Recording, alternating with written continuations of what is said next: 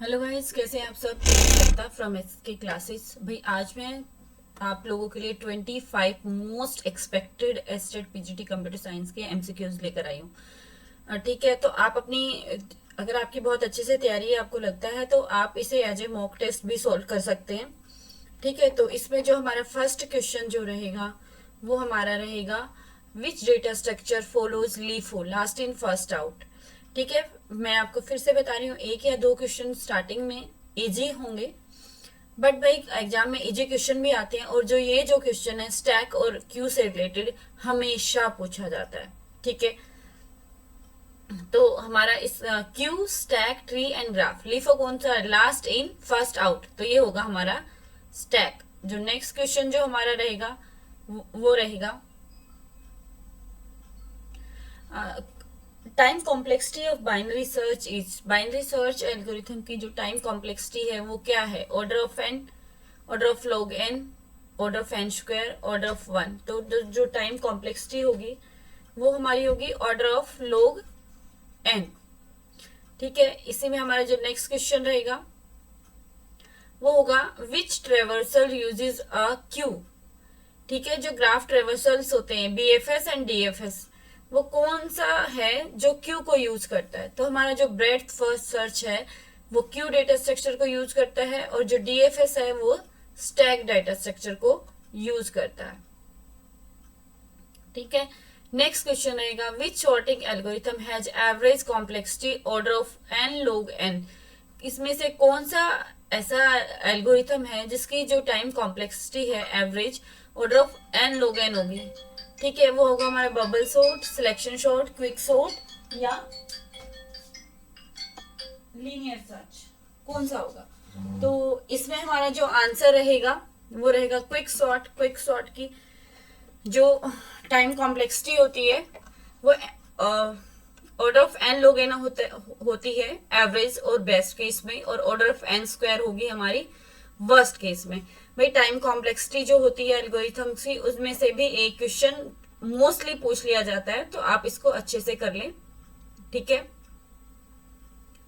Next रहेगा, विच normal form removes transitive dependency. एक होता है भाई ट्रांजिटिव डिपेंडेंसी, एक होता है पार्शियल डिपेंडेंसी। तो जो ट्रांजिटिव डिपेंडेंसी होता है वो हमारा 3NF में रिमूव किया जाता है। देखो टी फॉर थ्री, टी से ट्रांजिटिव, ऐसे याद रखना।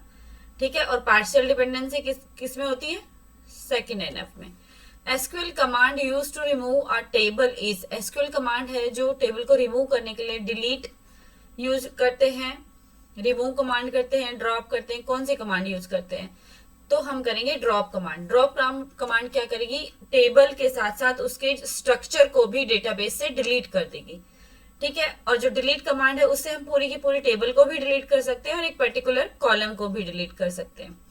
नेक्स्ट जो क्वेश्चन रहेगा वो रहेगा, अ फॉरेन की इज यूज टू। फॉरेन की किसके लिए यूज होती है, यूनिकली आइडेंटिफाई रिकॉर्ड्स के लिए यूज होती है, establish relationship between tables, short records या एनक्रिप्ट डेटा। भाई जो हमारी फॉरेन की होगी वो हमारी रिलेशनशिप एस्टेब्लिश करेगी टू और मोर टेबल्स को। टू और मोर टेबल्स में के अंदर जो हम रिलेशनशिप शो करते हैं वो किससे शो करेंगे, हमारी फॉरेन की से। और याद रखना, फॉरेन की में डुप्लीकेट वैल्यूज अलाउड है, लेकिन प्राइमरी की में डुप्लीकेट वैल्यूज अलाउड नहीं है। फॉरेन की नल हो सकती है बट प्राइमरी की नल नहीं हो सकती है। ठीक है, ये ऐसे क्वेश्चन होते हैं वो कान उल्टा पकड़ लेते हैं आपका और आप कंफ्यूज हो जाते हो। Which property ensures transaction completeness. ठीक है, जो ट्रांजेक्शन यूज करते हैं हम डीबीएमएस में, वो जो उसकी कंप्लीटनेस है वो कौन सी ऐसी प्रॉपर्टी जो इंश्योर्स करती है, consistency, isolation, atomicity and durability. जो एटोमिसिटी है वो ट्रांजेक्शन कंप्लीटनेस की एश्योरेंस देती है। नेक्स्ट जो क्वेश्चन रहेगा, which scheduling algorithm may cause starvation. Starvation कौन से शेड्यूलिंग एल्गोरिथम से होता है, एफसीएफएस से, राउंड रोबिन से, एसजेएफ शॉर्टेस्ट जॉब फर्स्ट, या FIFO first in first out. जो एसजेएफ होता है शॉर्टेस्ट जॉब फर्स्ट, देखो जब अगर हमारे पास सपोज करो कुछ जॉब्स हैं और उन जॉब से छोटी छोटी बार बार बार बार बार बार अगर रिपीटेडली स्मॉल जॉब्स आती रहेंगी, तो जो हमारी जो बड़ी प्रोसेसेस होंगे उनके लिए स्टारवेशन अराइज हो जाएगा। थ्रेसिंग अकर्स व्हेन, थ्रेसिंग कब अकर होता है, CPU is overloaded, excessive paging occurs, disk fails, network fails. जब एक्सेसिव पेजिंग अकर्स होती है तब हमारी थ्रेसिंग होती है। जब नंबर ऑफ पेजेस तो मेन मेमोरी में ज्यादा हो जाते हैं और सीपीयू का मोस्ट ऑफ द टाइम है, ठीक है।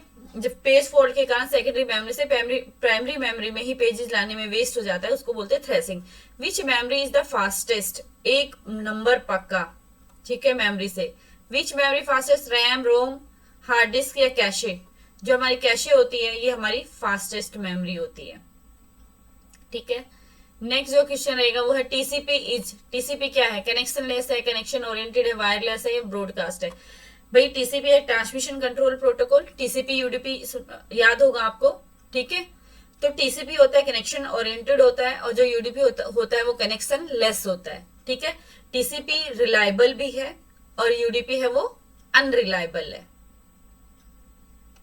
Port numbers are handled by which OSI layer, ठीक है। आपका जो ओएसआई मॉडल है उससे भी बहुत सारे क्वेश्चन पूछे जाते हैं। तो ट्रांसपोर्ट, देखो इसमें पोर्ट आया है और पोर्ट नंबर में भी पोर्ट है, तो जो ट्रांसपोर्ट लेयर है वो पोर्ट नंबर यूज करती है, ठीक है। नेटवर्क लेयर है आईपी एड्रेस यूज करेगी, ठीक है भाई। डीएनएस स्टैंड्स फॉर, डीएनएस क्या है? डोमेन नेम सिस्टम, ठीक है। विच device operates at network layer, network layer पर कौन सी डिवाइस यूज होती है? हब होता है, स्विच होता है, राउटर होता है, रिपीटर होता है। भाई राउटर जो होगा वो नेटवर्क लेयर पे होगा, हमारा जो हब होगा ये फिजिकल लेयर पे होगा, स्विच होगा वो डेटा लिंक लेयर पे होगा और जो रिपीटर्स हैं वो किस पे होंगे आप कमेंट करके बताना। Universal gates are, universal gates कौन कौन से? नैंड और नोर है, एंड और है, कौन कौन से? तो नैंड और नोर जो गेट होगा वो हमारा यूनिवर्सल गेट होगा। भाई मैंने एक में ही एक एक क्वेश्चन ऐसा छांट छांट के बनाया है कि आपके साथ उस टॉपिक से रिलेटेड बहुत सारे क्वेश्चन कवर हो जाते हैं, ठीक है। तो please like and subscribe the channel. अगर आपको क्वेश्चन आप चाहते हो कि आगे भी मैं और ऐसे ही क्वेश्चन आपके लिए लेके आऊँ, भाई बहुत मेहनत लगती है क्वेश्चन बनाने में, तो please it's a request, please like and subscribe the channel, ठीक है। मोटिवेशन मिलता है, हमें भी ये लगता है कि चलो बच्चों को हमारा जो काम है वो पसंद आ रहा है, ठीक है। Number of select lines in 8x1 multiplexer, देखो जो मल्टीप्लेक्सर होता है वो एज ए सिलेक्टर भी यूज होता है, ठीक है। तो नंबर ऑफ सिलेक्शन लाइन्स कितनी होंगी? 2 में होती है। अगर 8 है, 8 कितना होता है? 2 होता है, तो 3 सिलेक्शन लाइन्स होंगी। अगर 16 है, 16 क्या होता है? 2 होता है, तो 4 सिलेक्शन लाइन्स होंगी, ठीक है। आई थिंक आप समझ गए होंगे। नेक्स्ट है DFA stands for, DFA stands for, DFA किसके लिए है? डिटरमिनिस्टिक फाइनाइट ऑटोमेटा, ठीक है। हमारा जो नेक्स्ट क्वेश्चन रहेगा वो रहेगा सॉफ्टवेयर इंजीनियरिंग से। Cohesion should be, cohesion high होना चाहिए, मीडियम होना चाहिए, लो होना चाहिए, जीरो। देखो मोस्ट इंपोर्टेंट है cohesion and coupling. Low coupling, high cohesion, हमेशा याद रखना। लो कपलिंग, हाई कोहेजन, ठीक है।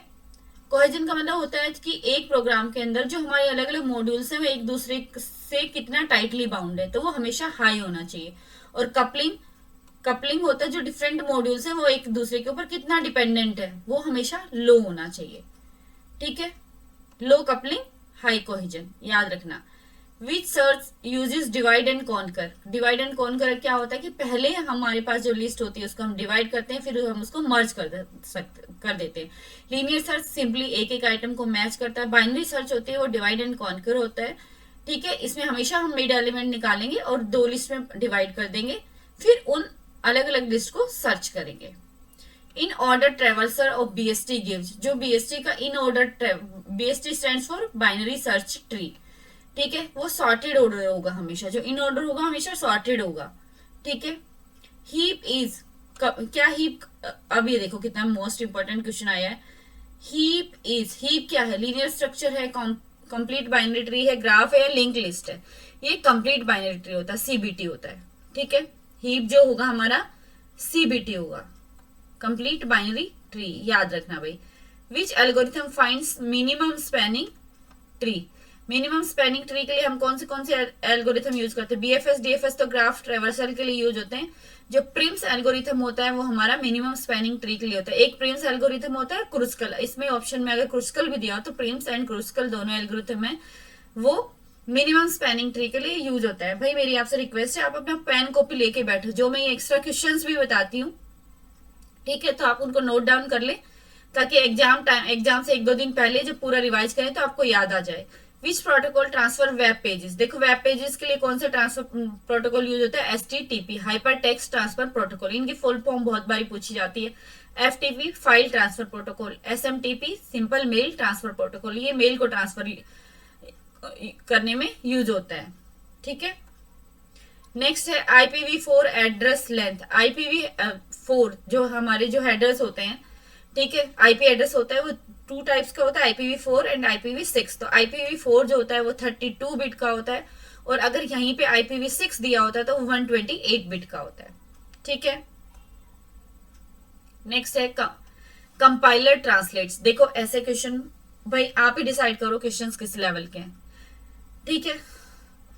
Compiler translates entire program at once, line by line, machine code to source code, none. अब वहां पे बैठ के ना आप इतने कंफ्यूज हो जाओगे, आपको सारे के सारे लगेंगे, ठीक है। तो याद रखना एंटायर प्रोग्राम को एक ही बार में ट्रांसलेट कर देता है, और जो हमारा वो होता है ट्रांसलेटर लगा लो, ठीक है, वो क्या करता है, या इंटरप्रेटर जो होता है वो लाइन बाय लाइन ट्रांसलेट करता है। कंपाइलर क्या करेगा, पूरे के पूरे प्रोग्राम को, सोर्स कोड को एक बार में ही मशीन कोड में या असेंबली लैंग्वेज में कन्वर्ट कर देगा। Which number system use base 16, कौन से नंबर सिस्टम बेस 16 होता है, बहुत इजी क्वेश्चन है, हेक्साडेसिमल, ठीक है, बट उस टाइम पे जल्दी जल्दी में आप गलत कर देते हो तो मैंने ये डाला। The brain of computer is, brain क्या है, रैम, रोम, CPU, हार्ड डिस्क। CPU हमारा कंप्यूटर का ब्रेन होता है, ठीक है। चलो भाई आज के लिए इतना ही, ठीक है। बाकी मैं आपको जो very most important repeated topics हैं वो भी नेक्स्ट वीडियो में बताऊंगी, कौन से टॉपिक्स हैं, ठीक है। तो please like and subscribe the channel, ताकि आप तक वीडियो जैसे ही मैं अपलोड करूं आप तक पहुंच जाए और आपकी प्रिपरेशन अच्छे से हो पाए। भाई ऐसे मत समझना कि मैडम ऐसे ही करवाती है, ठीक है। मैंने सिर्फ 1 मंथ में अपना एस्टेट क्लियर किया, सिर्फ 1 मंथ में। तो अभी आप लोगों के पास 1 मंथ है, टाइम कम नहीं है, बहुत सारी वैकेंसीज आएंगी, ठीक है, और ये लास्ट चांस ही लगा